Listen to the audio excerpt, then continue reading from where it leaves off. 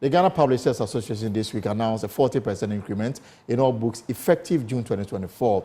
The association's president, Asari Konedu Yamwa, at a news conference on Tuesday, said the increase is due to the imposition of VAT on imported books as well as other government policies which are negatively affecting the businesses of its members. Well, their issues goes beyond the increment as government indebtedness threatens the very survival of their business. Treasurer of the association, Kwabena Ejepon, is joining me soon for more on this subject. But first, let's highlight the concerns as put out by the president of the Publishers Association. Paper and other printing inputs have been affected by the foreign exchange instability and taxes. Credit for the purchase of printing inputs, which are all imported, should be favorable. The current situation with our banks cannot help domestic printing of books. Even though the cost of importation has gone up astronomically, once importers of printed books are able to raise funds, they are likely to still import from outside as the cost of importation will still be cheaper than the local printing. In business, so many factors come into play, and being patriotic comes with a cost. We believe that developing the local book industry is good, but challenges that militate against the industry has to be removed to make us all think about Ghana. We therefore urge the government to have a rethink of this tax policy on books and offer parents and people who are providing services in the education sector some respite. We are ready to meet with government agencies, particularly the Ministry of Finance and Ghana Revenue Authority, on this issue, and propose for consideration innovative and progressive measures that will improve the business environment in the industry and potentially make Ghana the printing hub of West Africa. If we are all thinking about Ghana, then dialogue and consultations will have to be the anchor of government's relationship with business. Until such conversation is initiated, we have no option but to increase prices of books. Starting from June, prices will go up between 30 to 40%. This decision was not easy to make considering the difficult challenges businesses and the citizens are faced with. We therefore seek the understanding of Ghanaians as we have to protect our businesses from collapse. Ladies and gentlemen, another concern we want to use your medium to bring to the attention of people is the issue of textbook publishing and distribution. Since 2018, when the National Council for Curriculum and Assessment, NACA, decided to change the country's curriculum, publishers have been subjected to humiliating experiences.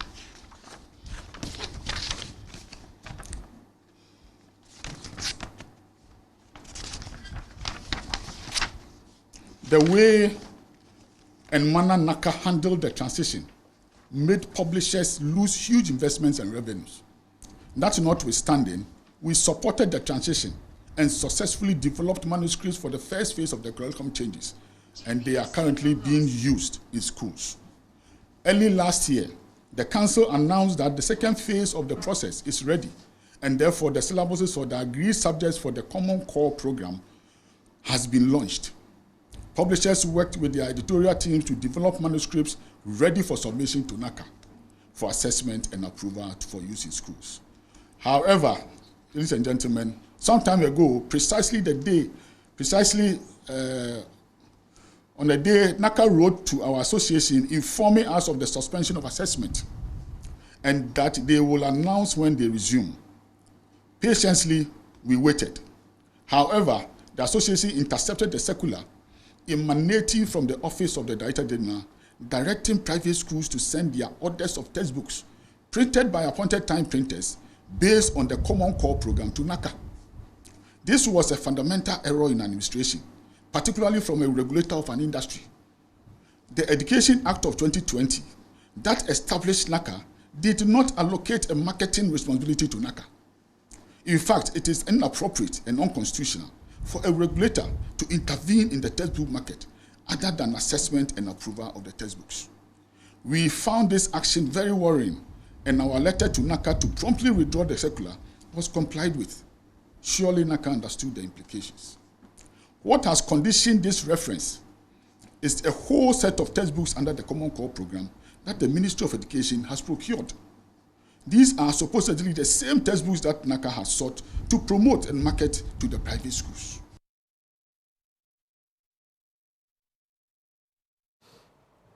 So we are back, and clearly the concerns of the association goes far beyond their proposed increment in textbooks by 40%. And in the studio is the treasurer of the Ghana Publishers Association, Mr. Kwabena Ejapon. Mr. Kwabena Ejapon, you're welcome. You. And you have a political name. Yes, I know. All right. So the 40%, you announced this on Tuesday. Have you received any feedback from the Education Ministry or the 40% increment stance? Nothing so far. Nothing so far. No. So you are going ahead with what you have proposed, that you increase by 40%. Yes. So it is. I'm curious to know whether this is within your rights, or you have to submit this proposal to a body that should approve of it. No, we don't operate that way. Even though we are an association, we are private individual business people, publishers who do our books and market to the various schools. So that is why we give a range. It's between 30 and 40%. Because depending on how every company will play with their margins, it could be lower or higher. Oh, yeah. So that's why we give a range, yeah. And the reason is the VAT imposition? Mainly, yes, the VAT imposition. And how? Because ordinarily, books don't attract taxes. In fact, there are a lot of international conventions that allows the free flow of books, especially if you take the Florence Agreement, which Ghana is a signatory. It tries to encourage the free flow of books from country to country. So usually books don't attract taxes. And we don't know why, just at the spur of the moment, we were ambushed with this VAT. So you were taken by surprise? Very much so. There was no prior discussion? No, there was no consultation with us at all. We just heard it in the air somehow coming, and we thought it was a joke. Until early this year, some of our members who cleared their books, some even had their containers stuck because they hadn't budgeted for it. Even as we speak? Yes. So it's become a big challenge for us. And we tried to talk to the ministry, which is the main ministry that we work under, Ministry of Education, to come to our aid and also help to curb this, but we haven't had any positive response from them. And these are imported books? Imported books. What about the ones you publish locally? The ones published locally supposedly are not supposed to be VATed, but there are some technicalities as well. All right. Let me quickly bring in the ranking member on the Education Committee, because I understand that beyond the 40% increment that you have proposed, the bigger issue is the indebtedness that exists among your members. And that is threatening the very survival of your businesses. And I'm told that some goes as far back as 6 years ago. Exactly. And so we'll come to deal with that. But let me bring in Peter Nochu. He is the Member of Parliament for Akache North constituency in the Volta region, and also the ranking member on the Education Committee. Honorable Nochu, you're welcome to the polls. And this 40% increment, according to the treasurer, I mean, they were taken by surprise. There was no prior discussion. Some have their books locked up at the port because they don't have the money to clear it. Ultimately, the cost will pass on to, the final user of the book. How is Parliament Education Committee taking this? Yeah, thank you, Tim, and good afternoon to you. Yeah, when the Minister of Finance presented the 4 annual textbooks, we realized from it that there was tax on imported stationery and textbooks. So we raised the issue as a committee that if Parliament approved it, that means the cost of textbooks will go up. The cost of materials will go up. Pens, pencils, pen, everything will go up. So that should not be approved. But finally, the tax were approved as a result of a majority decision. So we knew at that prices of textbooks will by all means have this year. You see, and we did not tax these materials, education materials. But now that we have done that, 35-44% will be the actual cost. That is going to affect the packet parents who have to buy the textbooks. That is the first. Second thing is that the test public locally are also having challenge with the Ministry of Education, paying the publications that they have made for them. Exactly. The company had to buy their bill before money to them last year. And it were loans to denominated dollar. So you can imagine things happen at the same time. The exchange rate has worsened, and they must look for CD and pay the equivalent. It is clear that very soon they may even run out of business.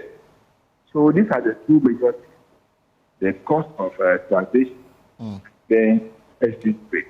That's what affects their business. And as the Ministry of Education fights them, that the company should revert to the former regime where educational materials are not attracting that things will not change for them. But Honorable, you know that once the law has been passed, is now implementation has already taken place. I mean, withdrawing the VAT component on it also requires a process that will take some time. And so you see, by the close of June, we have what we call the mid-year review. So if appeal is made to Parliament, to the Education Committee and the Committee of Finance, amendments can be brought for the education material from the list of items that are being taxed, so that they can be given a free state. Because in the final analysis, it's the parents who are going to suffer, who have to buy. And where they are not to buy, then the children will not have access to textbooks, and that will affect their studies. So they have a good case, but until government steps in and says, yes, we have understood, we have agreed with, there's nothing that Parliament can do without government intervention. But they also have a concern, and the concern is that some of them were contracted by government through the Ministry of Education to produce textbook for basic schools. And for some, as far back as 6 years and up until now, they are yet to be paid, almost, destroying their businesses. Yes, that's what I said. Non-payment for supplies is what is killing those who are suppliers to the Ministry of Education. It's not only the book suppliers or the publishers alone. Those who have supplied school uniform, those who have supplied furniture, those who have supplied food items, those who have supplied vehicles are being owed by the Ministry of Education huge amounts of money. And every day the committee complains, petition, and we are overwhelmed. Why they will not pay them? And monies they borrow, they are not those things from bank. Their business are collapsing. But from your committee's point of view, is it the case that finance may not be releasing the budgetary allocation to the ministry because the education ministry always has the bigger budgets when the appropriation is done? Is it the case that they are not getting the releases from the finance ministry, or the money is being used for something else? 6 years ago, matter we are talking about. That about 90% or more of the budgetary allocation for the Ministry of Education goes into remunerations or emoluments. 90%? About 90%, yes. So what is left for goods and services is small. That's why we have been asking that they should decap GET fund. When GET fund is decapped, then they will have enough money and they can do a lot of things. Okay. This year, when we are approving the formula for Get Fund, we had to make sure that even the teacher laptop that they are yet to give to some of them, we had to move about 90 million to the payment for the laptops for teachers. Right. And when we met the supplier of the laptops, he lamented that the rate at which they paid had made him run a loss in the business. Because at the time they signed the agreement, the exchange rate was not what it is now. So this time, any other business will be denominated in dollars with the Ministry of Education, as far as the importation of some parts or components of whatever material they are providing is concerned. Right. And so that is what is killing them. So there are other sources from which they get money, like annual budget funding amount. Okay. That is from the oil revenue. Yeah. So monies come from there to pay for these supplies. All right. I don't know why they are not using the money for the purpose. All right, Honorable, let's leave it here, and then let me come to the studio. Honorable Peter Nochukotoye is the ranking member on the Education Committee. So, Mr. Komle Japon, how bad is the situation for your members in terms of work done and not getting paid? Let me explain it this way. About 2.5 years ago, the ministry, I think there was a lot of pressure from the public concerning the fact that there was a new curriculum that was rolled out, and there were no books for this curriculum. And at that point, the ministry called the publishers to submit books that we had published so that they could select and buy some to distribute for the schools. And at one point, when they had done the selection, I think they were still having challenges with money. So they consulted the publishers and they agreed that, okay, so far as they are going to pay us, we will do the needful and print and supply. And at that time, let me also emphasize that the ministry wanted us to print locally. And we agreed because we also have that notion that the local industry needs to be developed. So we all agreed, even though it was more expensive, once the ministry was willing to pay, then we had no choice, or we had to support. And we all printed locally. It took some time, but we supplied. But it looks like when we supplied, the ministry, the communication between us and the ministry stopped. And we had to do follow-ups and follow-ups and follow-ups. My brother, it's not easy. Especially with my position, every day the members will call you, they can pay salaries, a whole lot of things. And you said that this is threatening to destroy most of your businesses. Some are folded up. Some already folded up. And the amount in question is over 300 million Ghana cedis. Exactly. Actually, they, I think about 4 months ago or less, they managed to pay about 18% of the amount owed you. The amount owed, and that was through Get Fund. And since then, we've been going to Get Fund to the ministry, Get Fund to the ministry, just to see if some more money will be paid. And what is the ministry telling you? That what? They don't have the money available to pay you? In fact, the last meeting we had with the minister, the Get Fund administrator was there, and he told us that there was some release that was coming to his coffers. So based on that, he'll be able to pay us something. But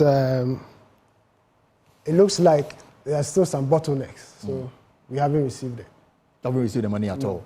No. And you have a concern that even as the ministry owes you, the ministry had bypassed you to now has contracted another firm to bring in books. Something that we just don't understand. Tell me more about it. Okay, so at one point we heard that, or we saw a letter from NACA. NACA is the curriculum assessment, and they will assess your books, whether it's suitable for school before they allow you to sell in schools. We saw a letter from them to Private Schools Association asking them to bring their orders for a listed titles of books. And these books were quite strange to us because prior to that, we had even had a meeting with him, and he said that he hadn't received any books for assessment.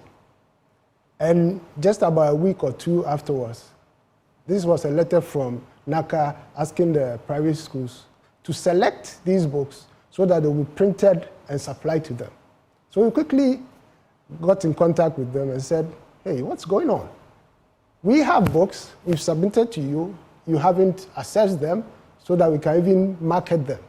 Then all of a sudden these books appear from nowhere and you are marketing them. You are supposed to be a regulatory body and you've turned around and marketing a book for a particular publisher. So immediately he withdrew that order. He wrote a letter, apparently, we don't know, but he said he wrote a letter to them, showed us a copy of the letter that deal should not be taken on. But about a month ago, some of our members, and we deal with schools a lot, so anything that happens in the schools, you get information. Get the information. So some of our members got the information that some books have been supplied to schools. And we got copies of these books, and we saw that they were books that were actually procured by the government. And they didn't come from any of your members? No. You are sure a book is procured by government when it has that Ghana government property strictly not for sale. Right. And those books have it. And you go through the books, on the copyright page, there's no information. There's no publisher, there's no copyright holder, and it's only the Ministry of Education. Up to now, we haven't received any information from what is really happening. Yeah. So in terms of your money that is outstanding, before I let you go, what are you doing now to get your money paid? We're still talking to get fund, and we're still applying pressure. And this is one of the pressure that we also apply. Because we felt that maybe we should, if we let the public know, then the people that need to be able to help us get our money will also wake up. All right. Thank you very much, Mr. Kobrejepo, for coming through, and he's the treasurer of the Book Publishers Association of Ghana, and according to him, the government owed them over 300 million Ghana cedis. Some of their business are already, some of their members are already out of business because of this huge indebtedness. This is the pause here on Join. We'll take a short break. When we return, the Senior Staff Association of Voter Review Authority is warning Ghana could pay huge judgment debt and risk its power security if it continues to curtail power to its neighboring country, especially Burkina Faso. We have details for you when we return.